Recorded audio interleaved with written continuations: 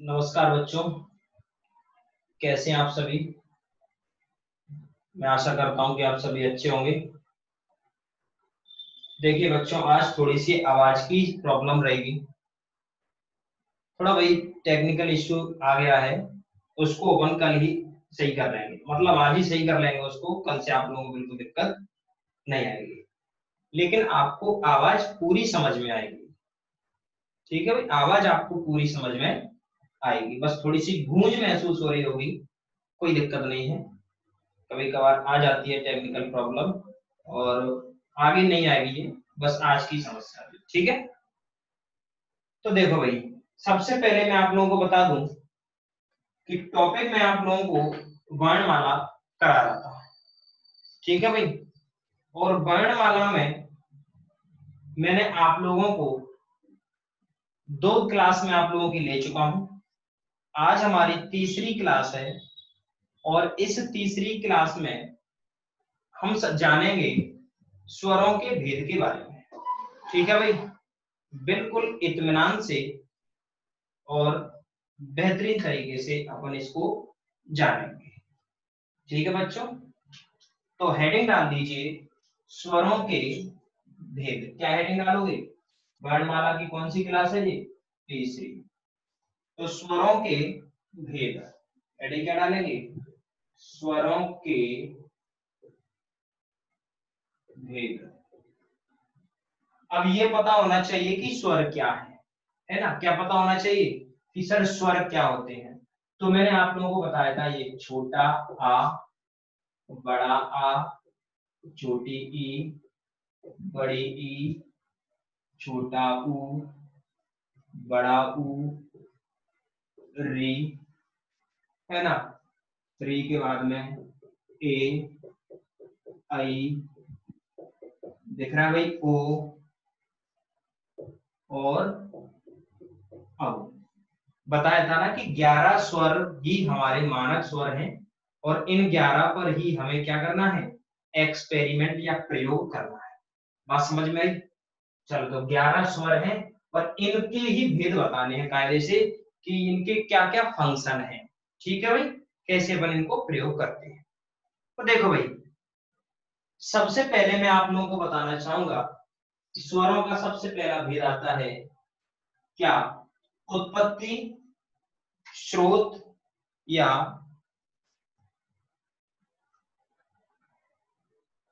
इतिहास।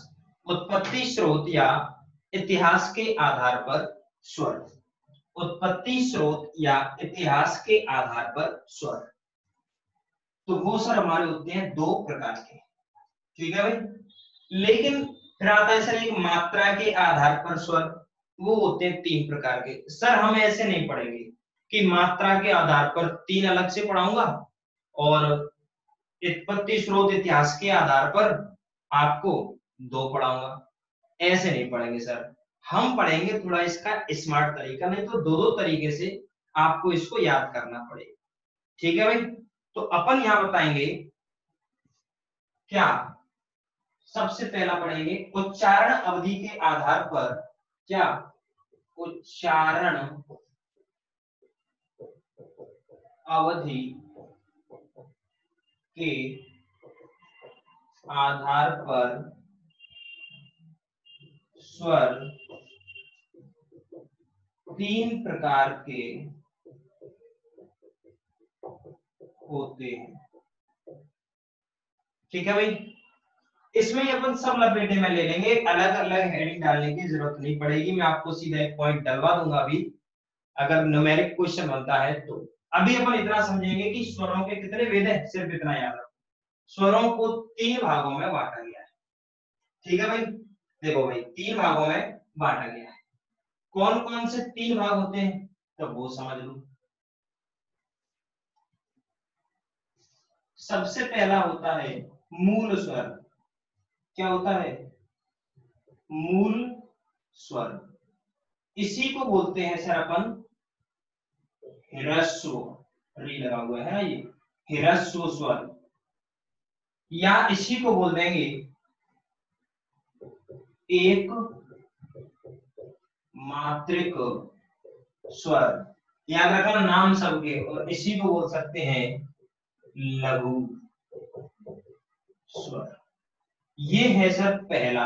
हालांकि कई बच्चे कह रहे होंगे सर उच्चारण के आधार पर दो ही प्रकार, तीन प्रकार के होते हैं, और रूप प्रयोग के आधार पर हमारे दो दो होते हैं। वो सर मैं आपको पॉइंट डलवा के क्वेश्चन बता दूंगा, लेकिन अभी हमें समझना ये, पहले ऐसे समझ लो, क्वेश्चन के लिए अपन निपटारा अभी कर लो। देखें, दूसरे नंबर का होता है सर हमारा, देखो लघु मूल ह्रस्व या एकमात्रक एक ही बात है। दूसरा होता है हमारा संधि स्वर। कौन सा स्वर? संधि स्वर। और तीसरा होता है हमारा प्लुत स्वर। प्लुत स्वर और संधि स्वर, याद रखना यही होते हैं सर हमारे संधि स्वर। लेकिन संधि स्वर जो होता है इसको बोलते हैं द्विमात्रिक स्वर। क्या बोलते हैं इसको? द्विमात्रिक स्वर।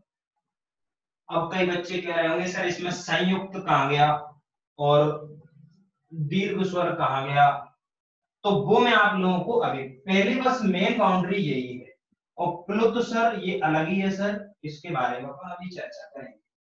पहले ये जो तीन प्रकार लिखे हुए हैं उनको ईमानदारी से आप लोग देख लीजिए कि उनमें क्या क्या अंतर है। देखो मैंने क्या बोला, याद रखना स्वरों के कितने भेद हैं?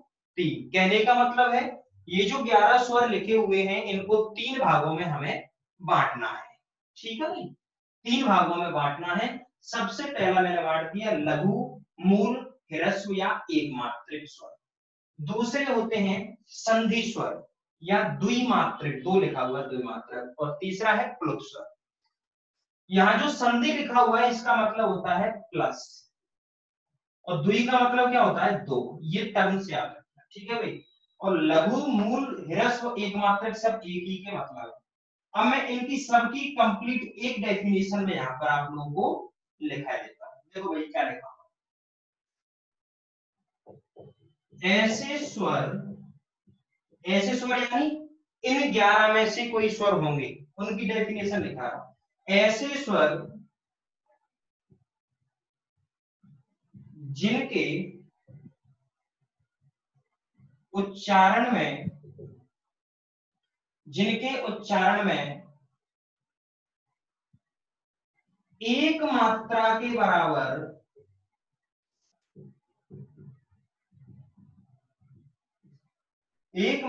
के बराबर समय लगता हो, या अब इसकी जो डेफिनेशन है दूसरी, या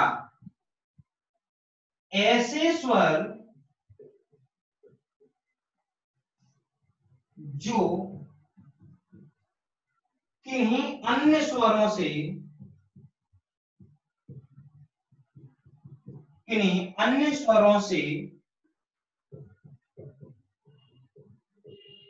मिलकर न बने हों।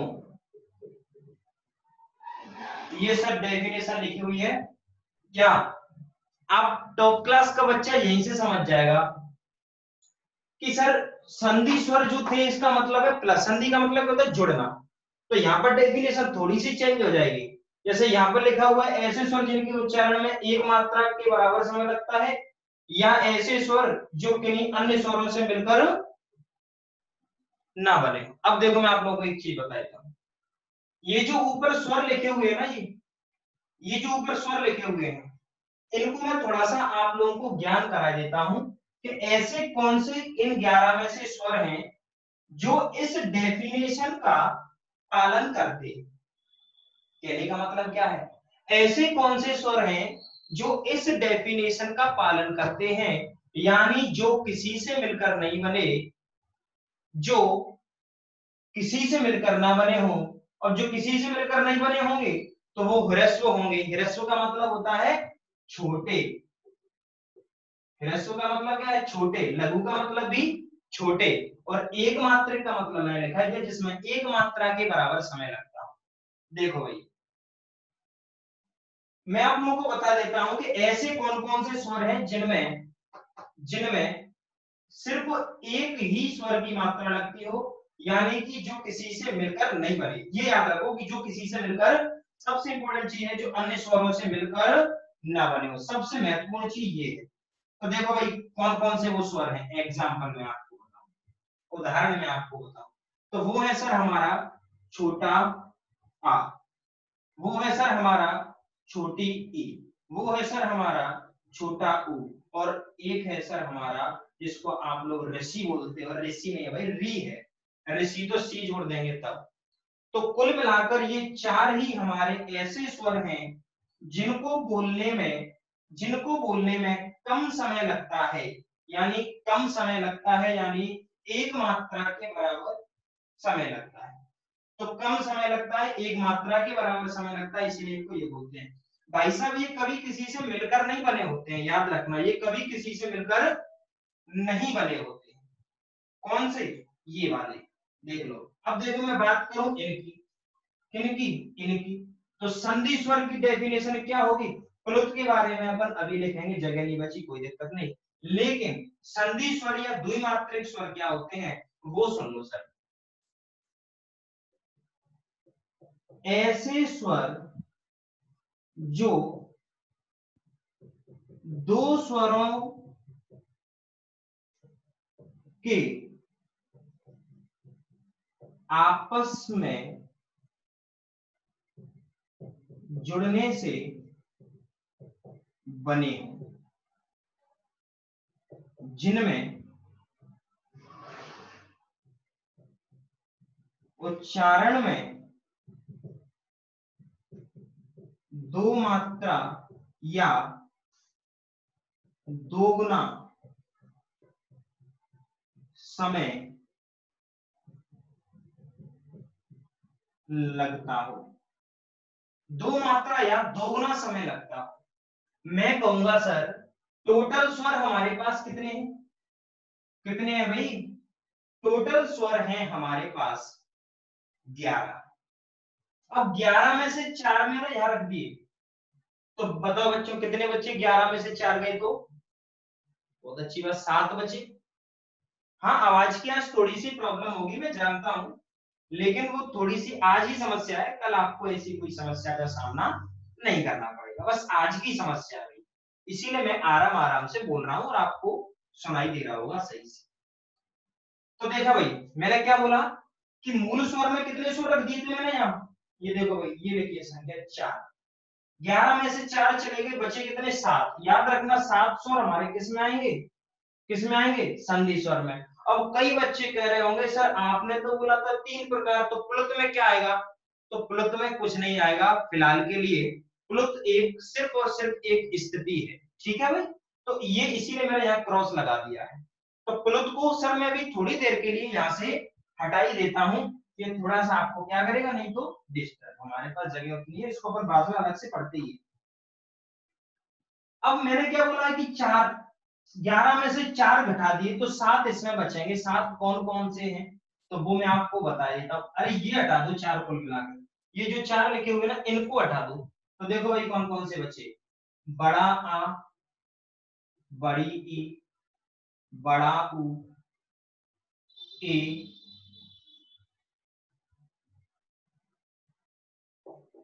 आई, ओ और औ। कौन कौन से बचे? कौन कौन से बचे? ये 7, यही 7 बचे ना। किसके हैं ये सर? ये इसके हैं, संधि स्वर। संधि का मतलब होता है जुड़ना। अब सर आपने ये जो डेफिनेशन लिखाई है, ऐसे स्वर जो दो स्वरों के आपस में जुड़ने से बने हों, जिनमें उच्चारण में दो मात्रा या दोगुना समय लगता हो, जुड़ने से बने हो सर। सर ये वाले किसी से मिलकर बने थे क्या? छोटा कभी किसी से मिलता है क्या? बल्कि छोटा दो मिल जाएंगे तो बड़ा बनता है, ये कभी किसी से मिलके नहीं बनते हैं, ये तो अपने आप में सबसे छोटे हैं। ये सर मिलके बनते हैं, ये बनते हैं सर, जैसे मैं इसकी बात करूं तो ये दो छोटे आ से मिलकर बनेगा, छोटा आ प्लस छोटा आ, ये ऐसे बनेगा। मैं इसकी बात करूं तो छोटी ई प्लस छोटी ई से मिलके बनेगी। ये हमारा छोटा ऊ प्लस छोटा ऊ से मिलके बनेगा। बात समझ में आएगी नहीं? ये जो है यहां से मामला थोड़ा बदल जाएगा, आ प्लस ई से मिलके बनेगा। मैं आपको अभी ट्रिक बता दूंगा कैसे याद रखेंगे कि आ प्लस ये आ प्लस ए है, ये आ प्लस ऊ है, ये आ प्लस ओ है। बात समझ में आई कि नहीं आई? सर हमें तो ये समझ में तो बिल्कुल नहीं आया कि सर कौन कौन से मिलके बनेंगे, कौन कौन से मिलकर बने, ये तो नहीं आया। हाँ लेकिन इतना जरूर समझ में आ गया कि सर ये सभी हमारे मिलकर बने, बस यही बात जरूरी है। सर मैं ये तो आपको याद करवा दूंगा, ये एक ट्रिक होती है, उनसे आप 1 सेकंड में समझ जाओगे कि सर ये किन किन से मिलके बने, कैसे मिलके बने होते हैं। बस अभी इतना याद रखो, क्या इनको मैं सात को संधि स्वर या द्विमात्रिक स्वर कह सकता हूं या नहीं, बस इतना बता दीजिए। हाँ सर कह सकता हूं। क्यों? क्योंकि ये सर किसी ना किसी से मिलकर बने हुए हैं, वो सर बने हुए हैं, इसीलिए इनको संधि स्वर कहा जाता है। ये मिलकर नहीं बने थे, इसीलिए इनको संधि स्वर अपन नहीं कहते। बात समझ में आई कि नहीं आई? याद रखना, बस संधि स्वर इसीलिए ही बोलते हैं कि ये मिलकर बने हुए। लेकिन अब मैं आप लोगों को थोड़ा सा आगे ले जाता हूं, ये वाली बात तो यही समाप्त हो जाती है, इसके बारे में मैं थोड़ा सा आप लोगों को बताना चाहता हूं। सबसे पहले आप लोग स्क्रीनशॉट इसका ले लीजिए, और जो ऐप पर देख रहे हैं वो इसको लिख लीजिए, या बैक करके लिख लेना आप लोग। ठीक है भाई, तो इसका स्क्रीनशॉट जल्दी से लीजिए, फिर मैं आप लोगों को संधि स्वर के बारे में थोड़ा सा डिस्कस करूंगा और इसमें कुछ बताऊंगा आप लोगों को। ठीक है भाई, इतनी बात समझ में आ गई? अब सर मेरा मन कर रहा है कि मैं इसको पहला वाला जो टाइप है ना, लघु मूल ह्रस्व या एकमात्रिक, ये इनको मैं हटा दूं, तो सर आप कह रहे होंगे कि सर बिल्कुल हटा दीजिए, तो लो भाई आपकी आज्ञा से मैंने इनको हटा दिया।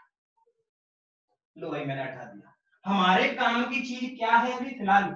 हमारे काम की चीज है ये संधि स्वर या द्विमात्रिक स्वर, यही हमारे सबसे काम की चीज है। ठीक है भाई, तो इसकी डेफिनेशन भी मैं हटा देता हूं, क्योंकि डेफिनेशन आपने लिख ली, इसकी डेफिनेशन भी मैंने हटा दी। बात समझ में आई कि नहीं आई?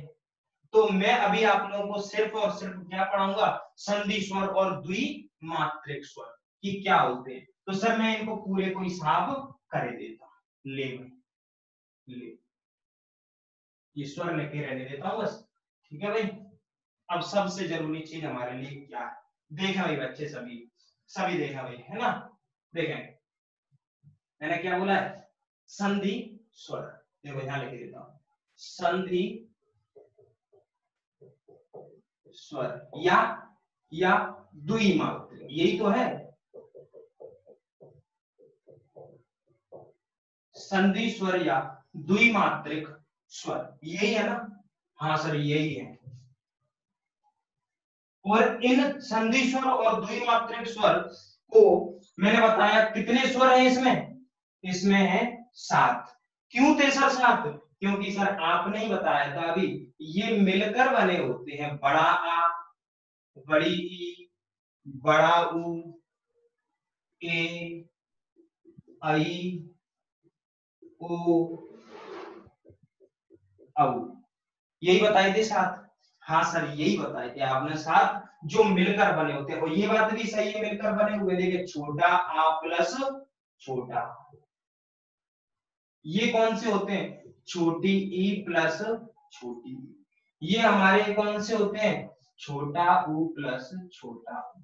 ये हमारे कौन से होते हैं, आ में क्या जोड़ दी, छोटी ई। ये क्या होते हैं, आ में जोड़ दी ए। इनकी ट्रिक बताऊं अभी, आ प्लस ये ऊ, और ये होता है सर हमारा आ में जोड़ दो ओ। अब इन चार की मैं ट्रिक बता देता हूं ये कैसे बनती है ना, इनकी मैं ट्रिक अभी बता दूंगा, रुक जाओ थोड़ा सा। इन ये बनते कैसे हैं, ये बहुत सरल चीज है, आप आज ही याद कर लोगे।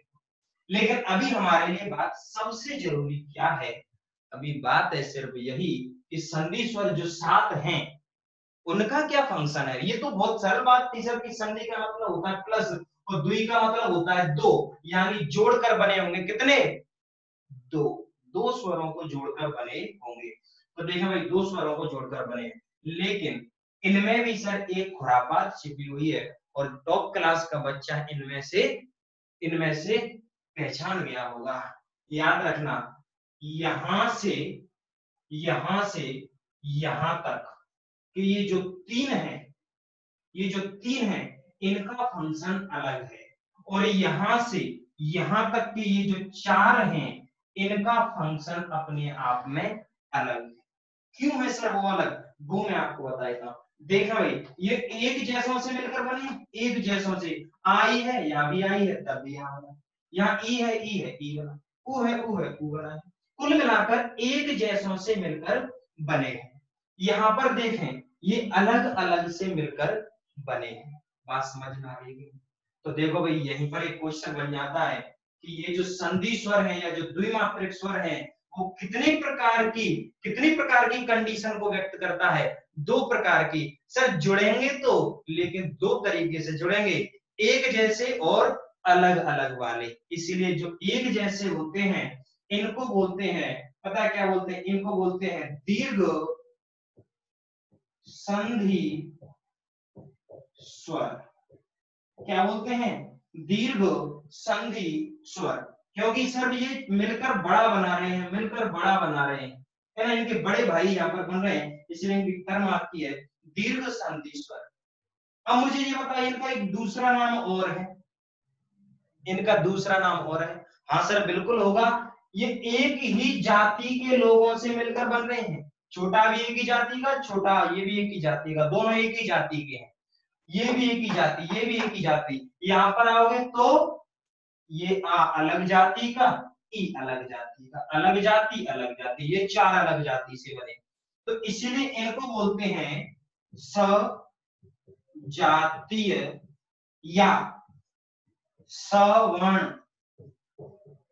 स्वर। सवर्ण बोलते हैं एक ही वर्ण के, एक ही वर्ण से बने हो ये। तो ये 2 नाम इसके लिए हैं कि हमारा जो संधि स्वर होता है वो 7 प्रकार का है, और 7 प्रकार हमारे 2 भागों में बटे हुए हैं। मतलब जो 7 हैं वो भी 2 स्थितियां दर्शाते हैं, और 2 स्थितियां कौन कौन सी हैं? एक जैसों से मिलकर बने दीर्घ संधि स्वर, सजातीय या सवर्ण, ये 3 नाम है। इनको क्या बोलेंगे? एक जैसों से, मैं यहां लिख देता हूं, एक जैसों से मिलकर बने स्वर, एक जैसों से मिलकर बने स्वर। अब यहां पर देखें ये एक जैसों से मिलकर बने हैं क्या? नहीं बने। तो इसकी डेफिनेशन मैं यही लिख देता हूं, जो अलग अलग स्वरों से मिलकर बने हो। भैया बस आज की आवाज थोड़ी सी दिक्कत देगी। हाँ बच्चे मैं देख रहा हूँ, आवाज बस थोड़ी सी दिक्कत देगी, कोई दिक्कत नहीं, आज ही दिक्कत देगी, कल से कोई दिक्कत नहीं देगी। बस आपको तो यहाँ समझना है ना, आवाज से कोई मतलब नहीं है, आवाज है ना, आवाज की कोई दिक्कत नहीं है। अब देखें यहाँ पर एक जैसों से मिलकर बने थे तो दीर्घ संधि स्वर या सजातीय सवर्ण बोल दिया। ये सर एक नहीं अलग अलग जाति के, देखें ये अलग अलग जाति, अलग अलग जाति, अलग अलग जाति से ये बन रहे हैं। इसीलिए इनको क्या बोलते हैं? इनको तो दीर्घ बोलते थे, इनको बोलेंगे संयुक्त, संयुक्त संधि स्वर। क्या बोलेंगे? संयुक्त संधि स्वर। क्या बोलेंगे? संयुक्त संधि स्वर। ठीक है भाई, चलो ये तो समझ में आ गया, संयुक्त बोल देते हैं, अलग अलग जाति से बना इसीलिए। लेकिन एक और नाम, अलग अलग जाति से बना है इसीलिए इनको बोल देंगे विजातीय। देखो ये सजातीय था, ये सजातीय था, तो ये क्या बनेगा? विजातीय संधि स्वर, विजातीय संधि स्वर। दूसरा सर विजातीय बोला है तो सवर्ण या असवर्ण, ये सवर्ण थे तो वो क्या हो जाएंगे? असवर्ण स्वर, असवर्ण स्वर यानी अलग अलग वर्ण के। बात समझ में आई कि नहीं आई? ये होता है इसका तरीका। सबसे पहले मैंने मूल स्वर आपको बताए जो किसी से मिलकर नहीं बने थे, और उनके स्पेशल नाम थे। क्या क्या बोला गया सर मूल स्वरों को? एक मात्रिक स्वर, मूल स्वर, ह्रस्व स्वर, छोटे स्वर, जो आपको बोलना है। और किसी से मिलकर नहीं बने थे, उनकी संख्या कितनी थी? 4। छोटा आ, छोटी ई, छोटा ऊ, री, जिसमें छोटा छोटा लगाए वो, और री को स्पेशल। इसके बाद में बचे कितने थे? 11 में से, 11 में से 7 बचे थे सर। और वो 7 कौन से हैं? 1 2 3 4 5 6 7। लिखे हैं। अब मैंने क्या कर दिया, बस ये बता दिया संधि या द्विमात्रक है तो पक्का जोड़कर बने होंगे, संधि या द्विमात्रक है तो इसका मतलब जोड़ के बने होंगे, संधि से बने होंगे। तो सर संधि से बने हैं मतलब प्लस से बने हैं। हाँ सर ये प्लस से बना, देखो बड़ा दो छोटे से, ये दो छोटी से, ये दो छोटा ऊ से, ऐसे ये दो, ये ए है तो आ प्लस ई से, आ प्लस ए, आ प्लस ओ मिलकर बने हुए हैं, इसीलिए इनको संधि। लेकिन फिर भी एक कंडीशन इसमें दिखाई दी, क्या सर एक जैसों से मिलकर बने हुए तीन ही हैं और जो अलग अलग से मिलकर बने हैं वो क्या है, ये चार है। अब आपसे कोई एक क्वेश्चन पूछे, जल्दी से बताना, जो बताएगा उसको टॉफी मिलेगी, जल्दी बताना। मैं पूछूं सजातीय वर्णों की संख्या कितनी है, सजातीय वर्णों की संख्या कितनी है, जल्दी से बताओ भाई, जल्दी से फटाक से थोड़ा आंसर आना चाहिए भाई।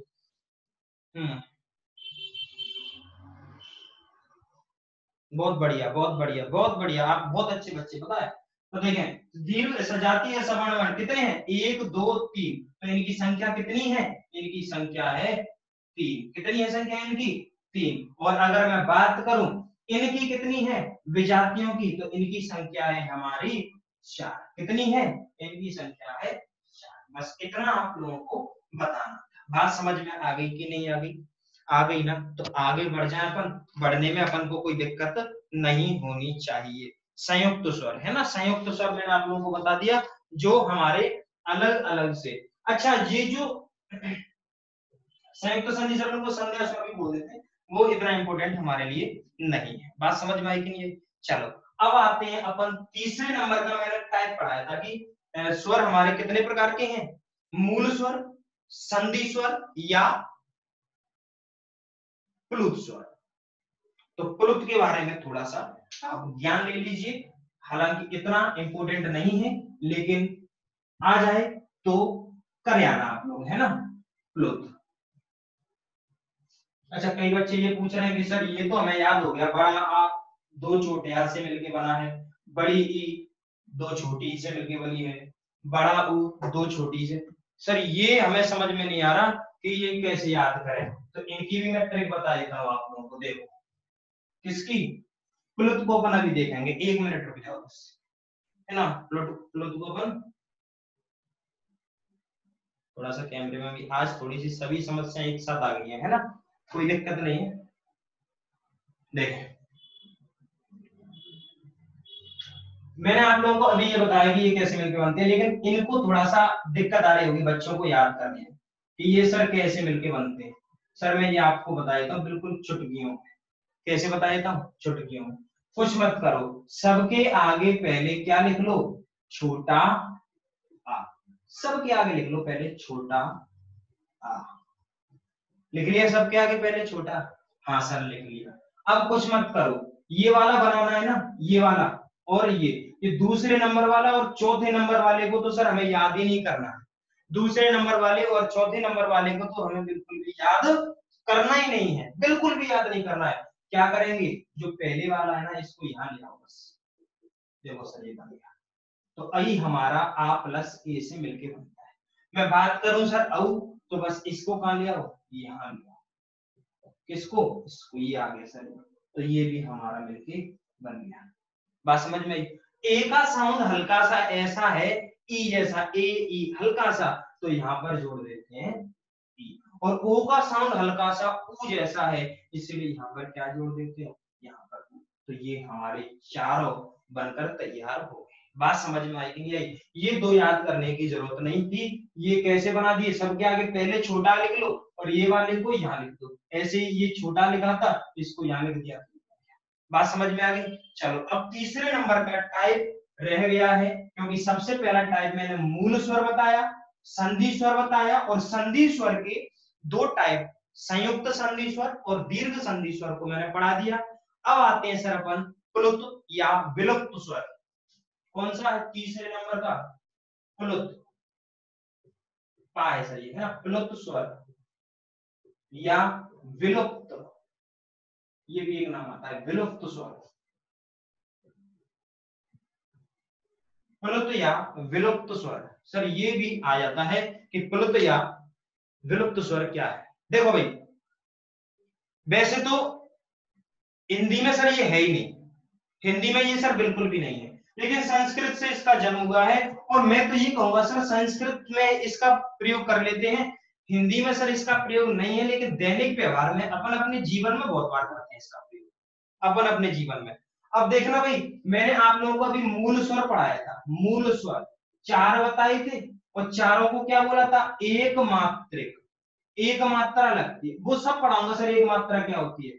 दूसरा बताया मैंने संधि स्वर, जुड़कर बने होंगे, कितना संधि कितने लोगों में होती है, 2 लोगों में, 2 देशों में संधि मतलब 2 लोग, तो ये कितने बताए थे, 7, और इनको क्या बोलेंगे, द्विमात्रिक, क्या बोलेंगे, द्विमात्रिक। सर एक मात्रिक, द्विमात्रिक, सर इसको त्रिमात्रिक बोलते हैं, क्योंकि तीसरे नंबर पर टाइप पढ़ रहे हैं अपन इसको, तो ये हमारा क्या है, त्रिमात्रिक। लेकिन इसीलिए नहीं कि तीसरे पर पढ़ रहे हैं इसीलिए त्रिमात्रिक स्वर बोल रहे हैं, नहीं, इसमें ये माना जाता है कि ये जो मूल स्वर है, जैसे मूल स्वर कौन कौन से थे, छोटा आ, छोटी ई, छोटा उ और री, इनको जब बोलते हैं तो इनमें सिर्फ 1 गुना समय लगता है, एक सिंगल का टाइम लगता है 1 यूनिट का, और यहाँ पर लगेगा 2 गुना समय। जैसे मैं बोलूं छोटा आ तो आ, और यहाँ पर बोलूं मैं आ, तो इसकी तुलना में कितना हो गया, गुना 2 गुना समय। ऐसे में यहाँ पर बोलूं सर बड़ी ई, कौन सी, बड़ी ई, इसकी तुलना में 2 गुना समय। तो याद रखना ये जो संधि स्वर हैं ये कितना समय लेते हैं अपने साथ, 2 गुना समय लेंगे, 2 गुना समय लेंगे। लेकिन त्रिमात्रिक जो है वो भाई साहब कितना समय लेते हैं, त्रिगुना यानी 3 गुना समय। तो इसकी डेफिनेशन क्या बनती है वो आप लोग जान, सर आराम आराम से ही पढ़ाऊंगा, सब कुछ पढ़ाऊंगा, बस इत्मीनान से सुनते रहो, ठीक है भाई। कुछ बच्चे इसको ऐप पर भी देखते हैं, कुछ बच्चे यूट्यूब पर देखते हैं। याद रखना डेमो चल रहा है, पूरा कंप्लीट एक टॉपिक में आप लोगों को यहाँ कराऊंगा, ठीक है भाई। तो देखें, और ऐप पर मैं आपको कंप्लीट हिंदी कराऊंगा, करीबन 45 टॉपिक, भाषा भी होगी, साहित्य भी होगी, रचनाएं, पत्र पत्रिकाएं, सब कुछ सर जो भी हिंदी में है ना सब कुछ, ठीक है भाई। बस यहाँ पर मुझे डेमो देना था, तो डेमो 5-6 दिन करीबन मैं लूंगा, इसमें पूरी वर्णमाला कंप्लीट कराऊंगा। उसके बाद में आप लोगों का टॉपिक स्टार्ट होगा, उसको अपन कहाँ करेंगे, ऐप पर करेंगे, बीके सिंह क्लासेस ऐप, ठीक है भाई। उसको इंस्टॉल कर लेना, वहीं पर मेरी क्लासेस सोमवार से शनिवार तक रहेंगी, संडे के दिन छुट्टी या कभी कभार में टेस्ट का आयोजन यूट्यूब पर कर दिया करूंगा और ऐप पर, ठीक है भाई। तो त्रिमात्रिक स्वर की डेफिनेशन क्या होगी, वे स्वर या वे ध्वनियां, वे स्वर, अब कोई कह रहा हूँ वे स्वर कहाँ है सर, इनमें खत्म ही हो गए, 11 थे, 11 की 11 यूज कर लिए, अब इसमें क्या बचे, कुछ नहीं बचा, तो कोई दिक्कत नहीं। वे स्वर जिनका, जिनके उच्चारण में, जिनके उच्चारण में 3 गुना समय लगे, 3 गुना समय लगे, उसे ही प्लुत या विलुप्त स्वर कहते हैं। प्लुत का शाब्दिक अर्थ है, प्लुत का शाब्दिक अर्थ है खींचना। प्लुत का शाब्दिक अर्थ क्या है, खींचना।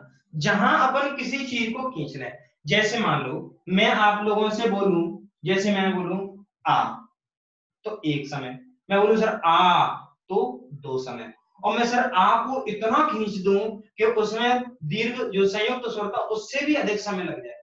सामान्यतः पता है इसका प्रयोग कहां करते हैं अपन, जैसे कोई व्यक्ति दूर खड़ा हुआ है तो उसको बुलाने या पुकारने में। क्यों, जब किसी को बुलाते हैं पुकारते हैं तो उसमें कितना साउंड देते हैं, उसमें बहुत ज्यादा साउंड देते हैं, 3 गुना तो कहने के लिए वैसे बहुत साउंड देते हैं, 2 से तो अधिक है ना, इसीलिए 3 बोलते हैं। तो इसमें का प्रयोग सामान्यतः किसी को बुलाने या पुकारने में किया जाता है। किसी को बुलाने, पुकारने या चिल्लाने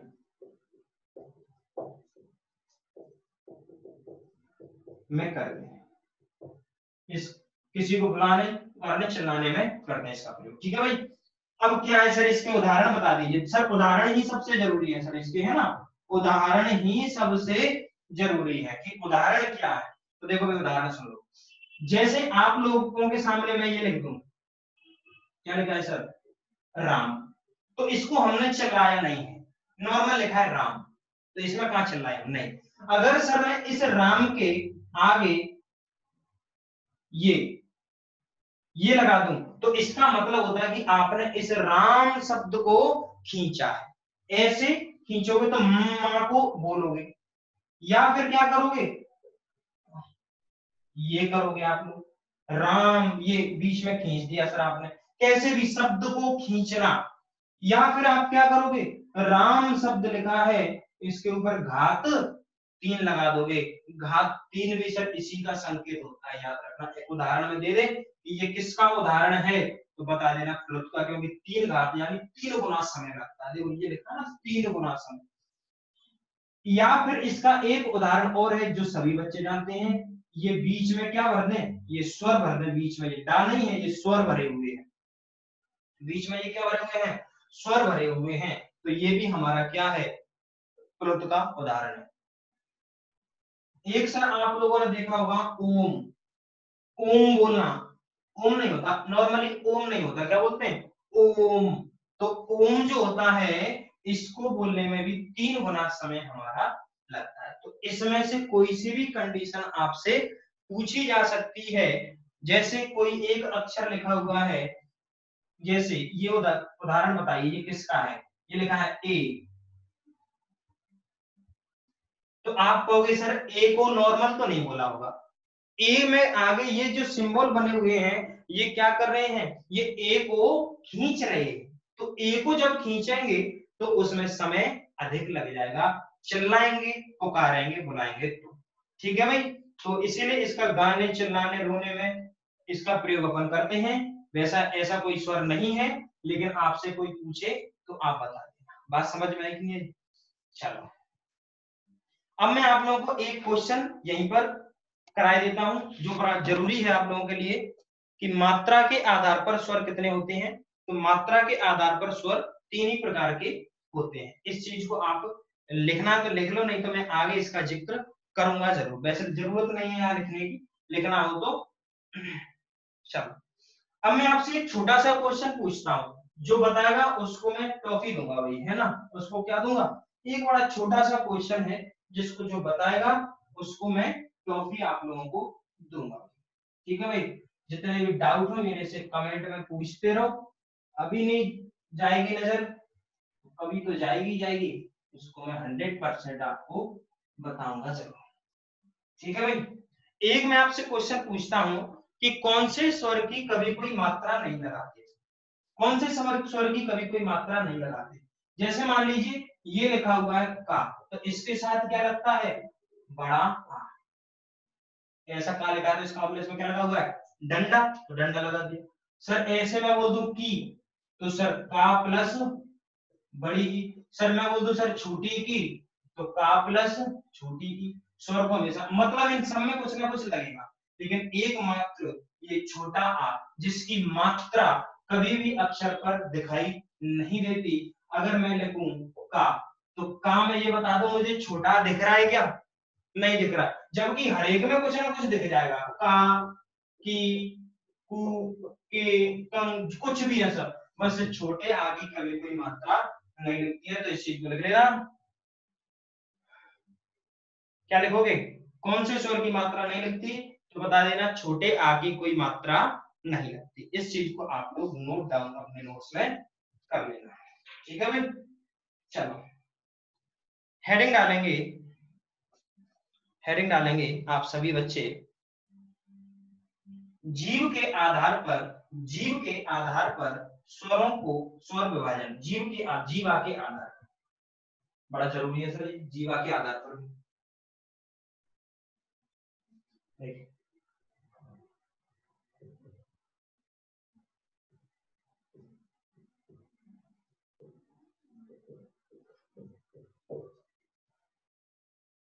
आवाज की बस बच्चों आज ही दिक्कत है, कल से दिक्कत नहीं आ गया आप लोगों को, है ना, बस आज ही थोड़ी सी समस्या हमारे सामने आ गई है। तो अभी मुझे लाइव हुआ तब मुझे पता चला कि हमारा एक जो इंस्ट्रूमेंट है वो थोड़ा सा खराब हो गया, वो मैं अपन आज ही उसको चेंज कर देंगे, है ना भाई, तो कल से आप लोगों को बिल्कुल दिक्कत नहीं आएगी। जीवा के आधार पर स्वरों के भेद।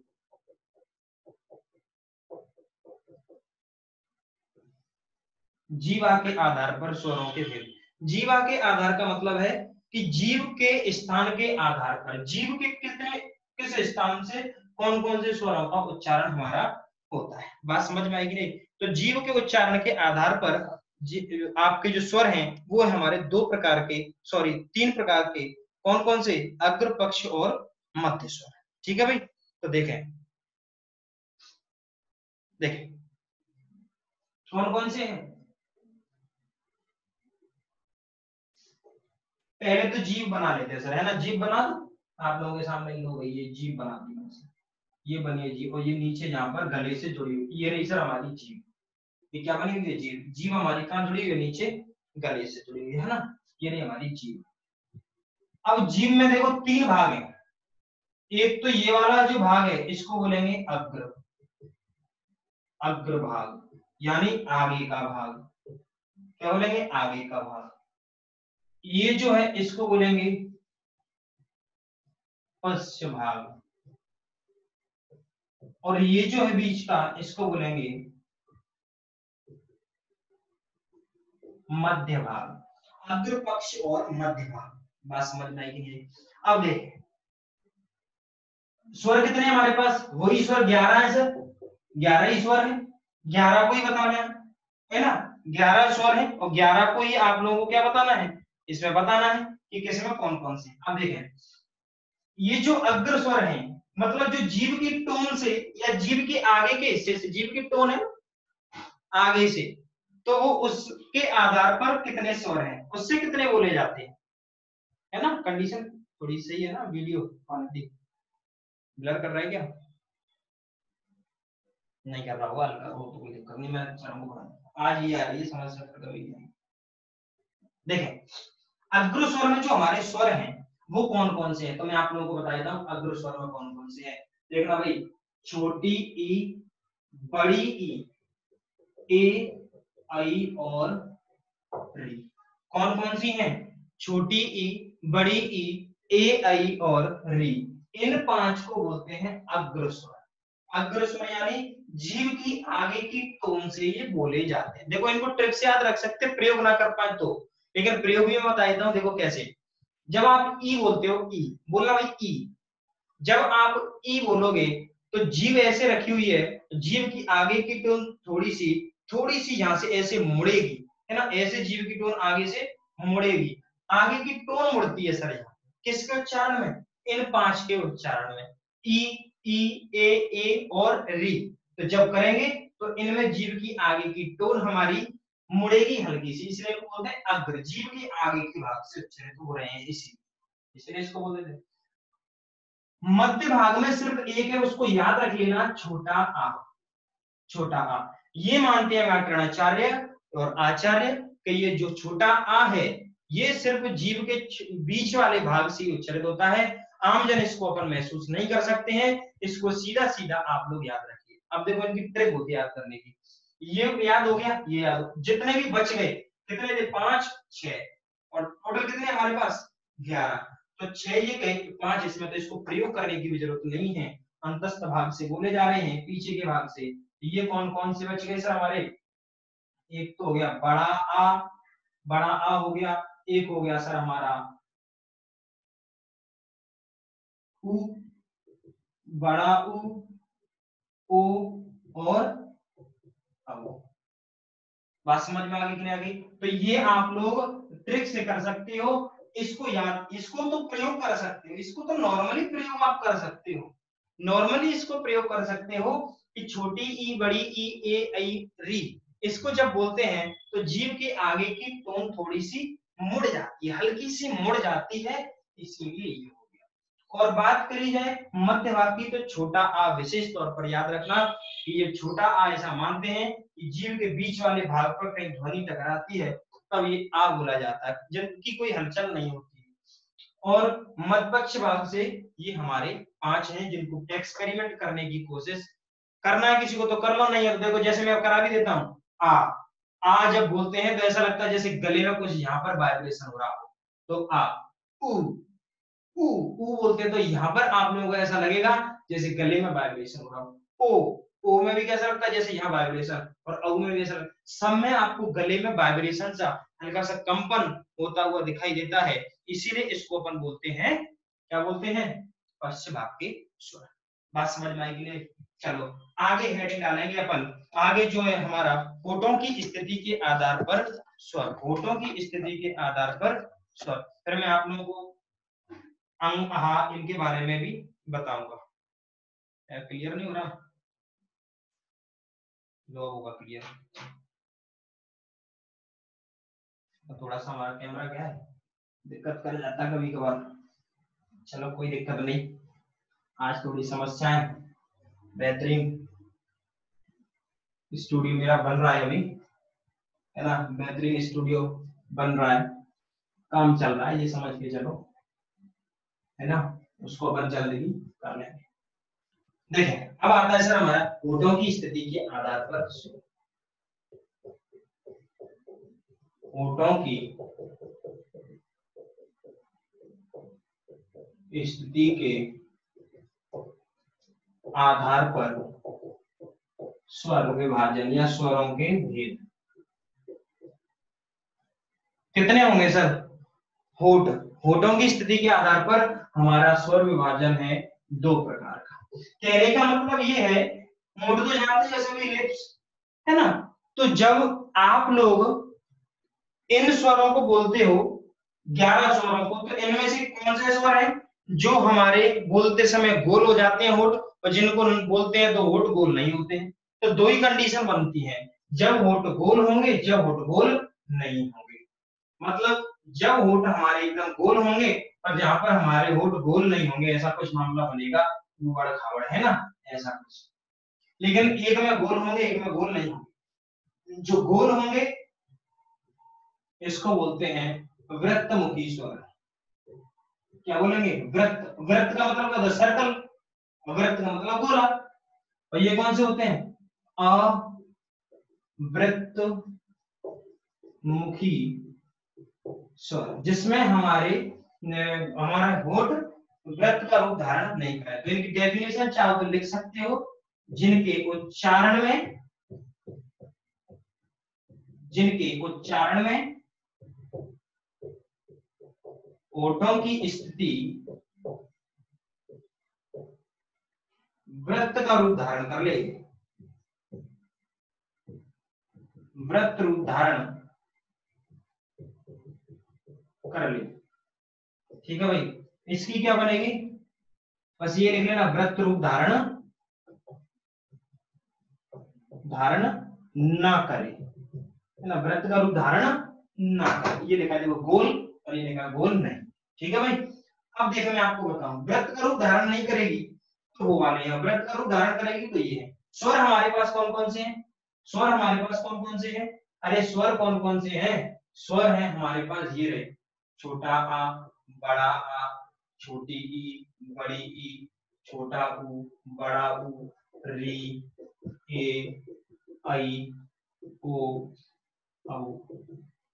11 स्वर है। अब इन 11 स्वरों में से बता दो किसमें हमारे होठ एकदम गोल हो जाते हैं, गोल एकदम। तो देखना भाई, नॉर्मल बोलेंगे अपन छोटा आ, आ में कहा हुए गोल नहीं हुए, तो आ में नहीं हुए, तो नहीं हुए तो नहीं वाले यहां पर लिख दो, छोटा आ। बड़ा आ में नहीं हुए सर, तो कहां लिख दिए? यहाँ पर। ई में कुछ भी नहीं, इसमें तो और भी नहीं हुआ। बड़ी ई में सर बिल्कुल नहीं हुए, यहाँ तक तो बिल्कुल नहीं लिखे सर ने। अब देखना सर, ऊ बोलना, ऊ, जब आप ऊ बोलोगे तो ऐसी सी बन जाएगी ऊ, हल्का सा गोल हमारे होठ हो गए, तो यहाँ पर लिख देंगे छोटा ऊ। अब छोटा ऊ होगा तो पक्का कौन सा होगा? बड़ा ऊ भी होगा। बात समझ में आई कि नहीं? सर री बोला, सर री, सर री में तो बिल्कुल नहीं है, तो री को कहां लिख देंगे? सर ए बोलना, ए, कहेंगे सर ए भी नहीं है।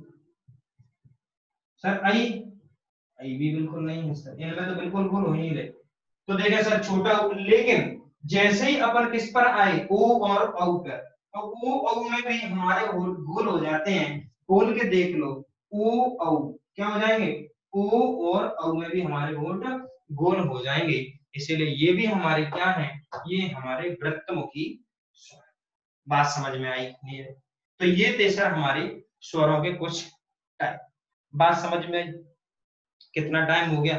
टाइम हो गया? अभी नहीं हुआ। हेडिंग डालेंगे, मुख्य प्रयत्न के आधार पर स्वरों का विभाजन।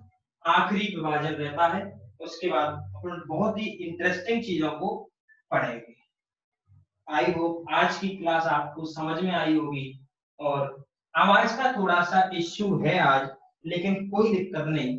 कल से अपन ये सारी समस्याएं आपके सामने प्रकट नहीं होने देंगे, ये मेरा वादा है। आज ही थोड़ी सी समस्या है, चाहता तो मैं छुट्टी कर देता, लेकिन बच्चे कहेंगे कि सर छुट्टी हो गई, रिदम टूट गया। तो रिदम ही नहीं तोड़ना है ना? रिदम बिल्कुल नहीं तोड़ना है। देखो अब आते हैं सर मुख द्वार खुलना। मुख द्वार खुलने के आधार पर हमारे कौन कौन से स्वर हैं, और मुख द्वार बंद होने के आधार पर कौन कौन से हैं। देखें, हाँ भाई, हाँ सबके आंसर दूंगा भाई, डोंट वरी, सबके आंसर दूंगा। अभी ऊपर चले जाते हैं तो मैं देख नहीं पाता हूँ। देखें ना, ऐप वाले बच्चों की कमेंट करो एक बार, ऐप वाले बच्चों की कमेंट करो। गुड मॉर्निंग, हाय, हेलो। चलो देखें, अब मैं आपको बताता हूँ क्या है सर हमारा मुख द्वार खुलने के आधार पर स्वर विभाजन। मुख द्वार, मुख के द्वार, कपाट, मुख द्वार खुलने के आधार पर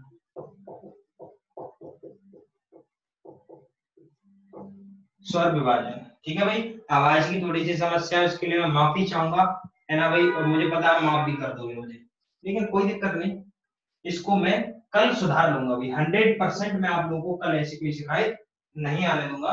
और आवाज की सिर्फ आधी समस्या है, लेकिन आपको समझ में पूरा आ रहा होगा। नहीं आ रहा तो एयरफोन लगा लीजिए, है ना, तो आ जाएगा। वैसे भी आ रहा होगा, इतनी कोई समस्या नहीं आ रही होगी।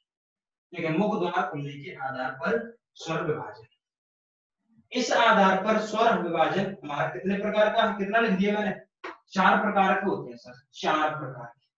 कितने प्रकार के? 4 प्रकार के मुख द्वार खुलने के आधार पर स्वर होते हैं 4 प्रकार के। कौन कौन से? विव्रत स्वर, सब समझ में आएगा भी, है ना? विव्रत स्वर। और तीसरा होता है समव्रत। कई कह दूसरा क्यों नहीं लिखा, अभी बता रहा। समव्रत स्वर, विव्रत स्वर, समव्रत स्वर। ये होता है सर हमारा अर्ध समव्रत, अर्ध विव्रत। कौन सा? अर्ध विव्रत स्वर, है ना? और चौथा होता है, और इनकी बना दे, ये इसमें अर्ध जोड़ के ये बना दे, इसका अर्ध आगे है वही चीज, है ना? ऐसे इसमें यहाँ पर अर्ध जोड़ देंगे तो क्या बन जाएगा? अर्ध समव्रत स्वर। क्या बन जाएगा? अर्ध समव्रत। कहा ये जा रहा है कि मुख किसमें कितना खुलता है। देखो इसकी डेफिनेशन, जिसमें मुख, जिसमें मुख, मुख यानी मुंह, जिसमें मुख पूरा खुल जाए, है ना, पूरा खुल जाए, यानी इतना खुल जाए कि एक आध मक्खी अंदर चली जाए, पता ही नहीं चले, घूम घाम के फिर से निकल जाए। तो वो होते हैं सर हमारे कौन से? ये वाले। और एक ये वाले, तीसरे वाले को पहले। समव्रत का मतलब होता है जिसमें मुख सबसे कम खुले, जिसमें मुख सबसे कम खुले, जिसमें मुख सबसे कम खुले, यही होती है सर हमारी 2 कंडीशन। तीसरी कंडीशन, दूसरी कंडीशन और चौथी कंडीशन को अपन बाद में समझें तो बेहतर है मेरे हिसाब से। डेफिनेशन में बना देता हूं, लेकिन पहले स्ट्रक्चर को समझ लो सर कि इनका स्ट्रक्चर क्या रहेगा। देखो इसकी नंबरिंग हटानी पड़ेगी थोड़ा सा। ये जो विवृत स्वर लिखा हुआ है, इसमें क्या बोला कि इसमें मुख इतना खुल जाए कि मक्खी अंदर घूंगा के बाहर निकल आए। और समृत में क्या बोला है? सबसे कम, मतलब इससे कम कुछ और खुलेगा क्या? नहीं। कई कह रहा हूं सर, नहीं भाई, सबसे कम तो ये है ना।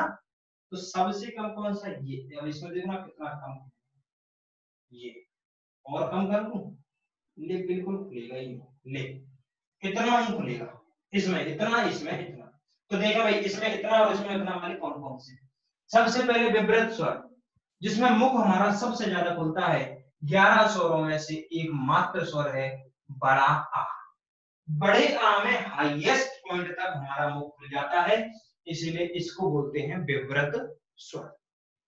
समृद्ध की बात की जाए तो मुख द्वार बिल्कुल कम खुलेगा, बिल्कुल मतलब एक हल्की सी, कोई काली भी नहीं जाएगी, है ना, बिल्कुल हल्की सी, है ना। तो वो कौन कौन से हैं, तो वो है सर हमारे कौन कौन से, छोटी ई, बड़ी ई, ए आई, सॉरी ए आई नहीं होगा, ऊ होगा। छोटी ई बड़ी ई, ए तो थोड़ा सा खुलता है लेकिन ऊ में नहीं खुलता, है ना। छोटा ऊ, बड़ा ऊ और री, ये इनको सर जब अपन बोलते हैं ना तो मुख बिल्कुल कम खुलता है, बिल्कुल कम। बोल के देख लीजिए, ई ई ऊ ऊ री, बिल्कुल मुख हमारा बंद ही है, इसीलिए समृद्ध। तो सबसे ज्यादा इसमें, सबसे कम इसमें। बात समझ में आ गई कि नहीं आ गई।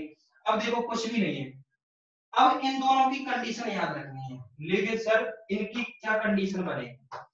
इसमें सबसे मुख ज्यादा खुलेगा तो ये वाला भी बोला क्या बड़ा मुंह बना दिया, और इसमें हमारा मुख बिल्कुल कम खुलेगा तो ये बना दिया।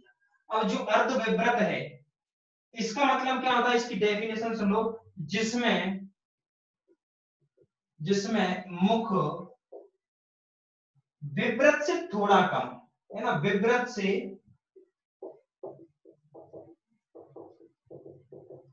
थोड़ा कम खुले, इंपोर्टेंट चीज है भाई ये, है ना।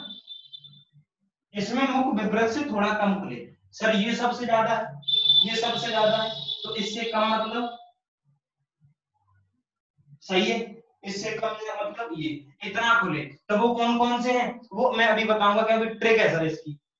अब देखें, बात है सर हमारी कौन सी, समृद्ध और अर्ध समृद्ध का मतलब। अच्छा ये बताओ, ये तो हाईएस्ट है, ये सबसे ज्यादा और ये सबसे कम, ये वाला इससे थोड़ा कम है। अब ये बताओ इससे कम इसको लिखेंगे क्या, इससे कम होगा क्या, नहीं हो सकता सर, क्योंकि सबसे कम तो ये है। तो क्या होगा, समृद्ध से थोड़ा अधिक, इसकी डेफिनेशन बनती है समृद्ध से, समृद्ध से थोड़ा अधिक, समृद्ध से थोड़ा अधिक किसमें खुलेगा, तो इसकी क्या बनेगी सर हमारी, समृद्ध में थोड़ा सा अधिक। तो इसका मैं स्ट्रक्चर बना देता हूं, इससे थोड़ा अधिक, है ना, इस वाली स्ट्रक्चर से थोड़ा, ये इस वाले स्ट्रक्चर से तो थोड़ा अधिक है ना, तो ये वाले होगी। इसमें कौन कौन से आते हैं, एक्सपेरिमेंट करने की जरूरत नहीं, नहीं दिख रहा, चलो इसको यहां लिख देते हैं।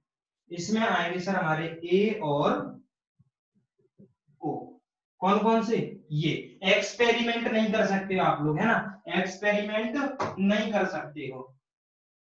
तो सर याद रखना, इसमें कौन सा है सबसे ज्यादा मुख, किसको बोलते हैं, बड़ा आम है, तो विवृत इसमें लिख दिया। सबसे कम, ये दो सबसे ज्यादा इंपॉर्टेंट है, विवृत तो मतलब सबसे ज्यादा पूछे जाएंगे आप लोगों से। बड़ा आ सबसे ज्यादा मुख खुलता है, बर्तल भी बोलते हैं इसको, और जिसमें विवृत भी बर्तल बोल देते हैं, बर्तल स्वर, मुंह अधिक होता है ना इसलिए बर्तल, है ना, बर्तल स्वर। और सबसे ज्यादा मुख इसमें खुलता है इसलिए बड़ा, और सबसे कम ये 5 6, तो सर यही निपटा दिया अपन ने, 6 तो इन दोनों में याद हो गए, और इनको अपन ने प्रयोग भी कर लिया था आसानी से। इसमें सबसे ज्यादा मुख कम खुले, सबसे ज्यादा खुलेगा, और इसमें सबसे कम खुलेगा, तो 6 तो हमारे यही हो गए। और एक इसको याद रख लेना स्पेशली, क्योंकि इनका एक्सपेरिमेंट नहीं कर सकते हो। और इसमें मुख जो खुलेगा वो कितना खुलेगा, इनसे थोड़ा, इनसे अधिक, इनसे थोड़ा अधिक इसमें। और सर बच कौन कौन से गए, जो बच गए वो सभी किसमें आएंगे, अर्ध समृद्ध में। कौन कौन से बच गए, छोटा आ, कौन कौन सा, छोटा आ, ए और आई। गिनना भाई कितने हो गए, 1 2 3 4 5 6 7 8 और 3 11, तो 11 ही तो स्वर है। मैं आपसे तब भी ये कहूंगा कि इस वाले को पढ़ने की इतनी जरूरत नहीं है, अगर आप ये दो बना लेते हो तो विश्वास मानो आप सभी बना लोगे। ठीक है भाई, तो आगे की चर्चा अपन कब करेंगे, कल। आज थोड़ी सी आवाज की प्रॉब्लम है, इसीलिए आपके सामने शायद मैं इन बातों को अच्छे से ना रख पाया हूं, लेकिन मैंने कोशिश पूरी की है कि आपको पूरा समझ में आएगा। मैंने पढ़ाया आपको बहुत अच्छे तरीके से है, इसको आप देखना, इस वीडियो को शेयर बहुत कम कर रहे हो भाई, क्या दुश्मनी है, शेयर करो दबा के, है ना, सबके स्टूडेंट शेयर करते हैं, आप पता नहीं शेयर करें, सब जने शेयर कर दो, मुझे और कुछ नहीं, आपका बस इतना ही प्यार चाहिए। ठीक है भाई, तो अपन कब मिलते हैं? कल। कल आपको आवाज की बिल्कुल भी समस्या नहीं आएगी। तब तक के लिए मुझे आज्ञा दीजिए। नमस्कार।